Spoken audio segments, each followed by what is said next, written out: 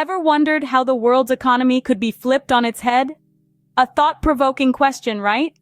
The world we live in is a web of interconnected economies, markets buzzing from New York to Marrakesh.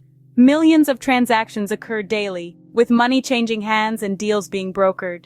This unending cycle of economic activity is swayed by numerous factors, big and small. Imagine this cycle suddenly reversing. The usual economic rules are upended, markets plummet unpredictably. It's a financial nightmare or a dream depending on your viewpoint. In 2024, such a reversal happened, sending shockwaves through the global financial community. Known as the reverse market crash, it spurred panic, confusion, and necessitated a radical rethink of economic models. So, are you ready for a journey back in time?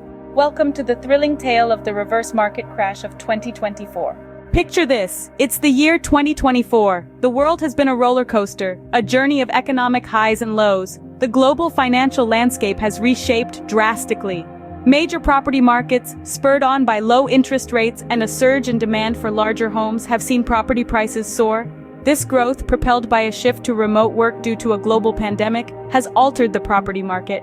Now, change is imminent. Economists warn of a property bubble, an unsustainable boom that could lead to a downturn if it bursts. The era of property investment may be nearing its end, as warnings of a potential market crash grow. As we journey in the world of economics, the view ahead is as unpredictable as it's always been, but the tide is turning. Analysts from a poll of nearly 100 housing market experts predicted that these declines will only amount to about one-third of the pandemic gains. Despite the slowdown, the market isn't free-falling. The real estate sector, resilient for the last 2 years, has hit record highs.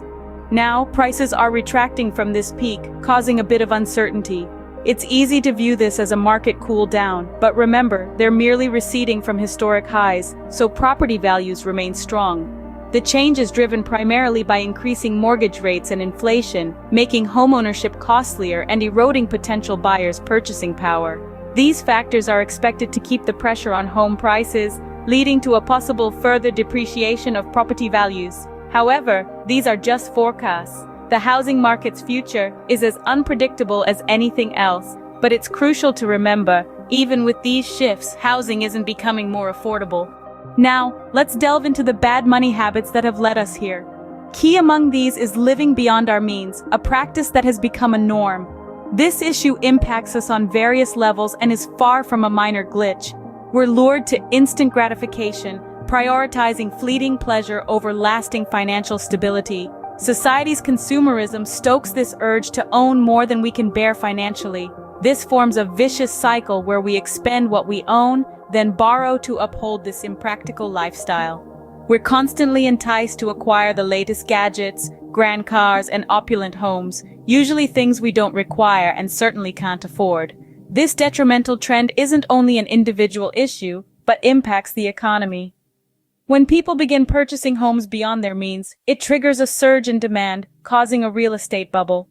Many are living in houses that their income doesn't justify, leading to inflated prices and a fundamentally unstable economy. This unsustainable growth, driven by our failure to live within our means, is a ticking time bomb. It is high time we acknowledge and address this problem before it's too late.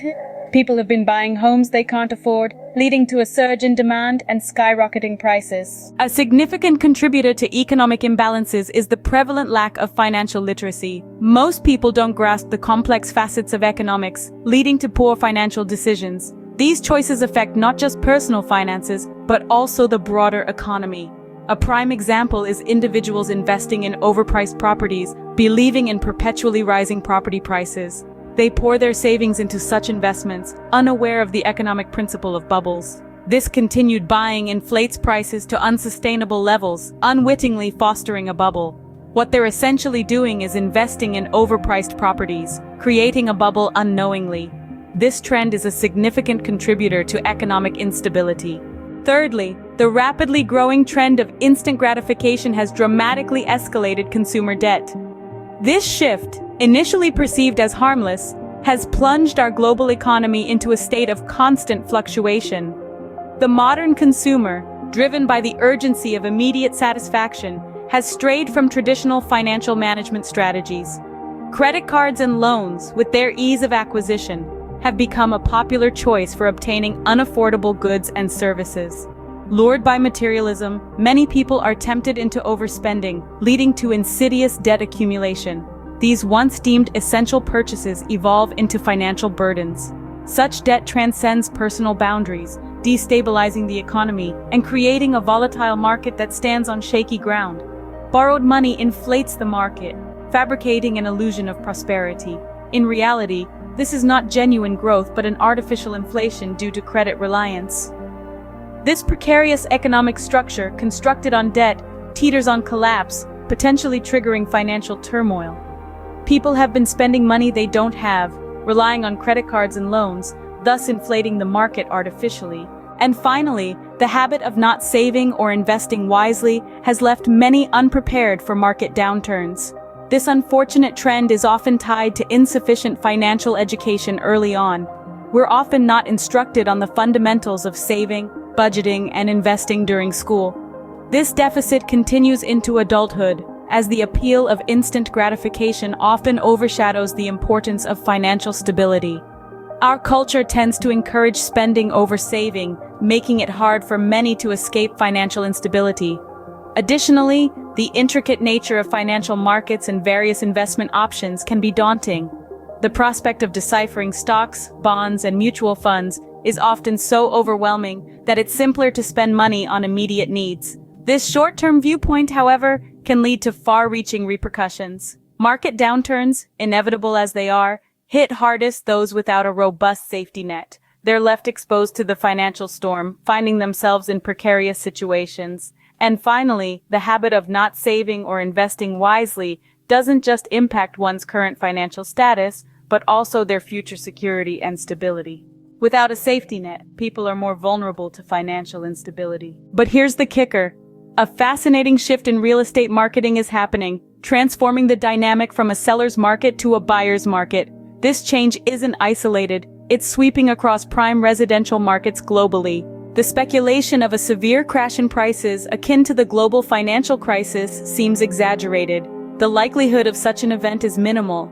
Instead, most global economies are expected to face a mild recession. A recession not deep or prolonged, but sufficient to create a buyer-friendly market. We find ourselves in a fascinating position. We're not bracing for a traditional market crash, but witnessing a reverse market crash, a scenario where buyers gain the upper hand, tilting the market dynamics. So what we're seeing is not a traditional market crash, but a reverse market crash. In this reverse crash, it's a unique scenario where the real estate market behaves unusually. Prices don't drop drastically, but decrease subtly, like a slow trickling stream. This might look like a green light for potential buyers who have been waiting for prices to drop. One could assume that this steady reduction would lead to a surplus of affordable housing, making it easy for new entrants. Unfortunately, the reality strays from this assumption. This isn't a typical downturn with an excess of affordable housing becoming available. The pace of reduction isn't impactful enough to boost the availability of affordable homes. This situation results in a market that remains largely inaccessible for many. Despite the subtle decrease, the housing market remains elusive for numerous potential buyers. The dream of owning a home still remains a mere dream for many. This reverse crash, instead of leading to a surplus of affordable housing, is resulting in a market that's still out of reach for many. The reverse market crash of 2024 is a profound economic event, born from poor monetary tactics, myopic financial decisions, and an oversized housing market. It was a crash spurred by decades of reckless practices, driven by consumerism and an illusion of never-ending growth. This environment created an inevitable crash. As we explore further, it's clear the crash was insufficient in rectifying the wealth distribution. Prices tumbled, yet not enough for the average person to benefit. Housing remained out of reach for most, exacerbating economic disparity. Moreover, it offers a lesson and a warning. Our actions are more than mere drops in the ocean. They can cause tidal waves of economic change, impacting entire communities. So, the next time you contemplate financial action, remember the market crash of 2024. Make sure your choices do not lay groundwork for another economic upheaval. Be mindful, be responsible, and ensure your decisions don't trigger the next economic roller coaster ride.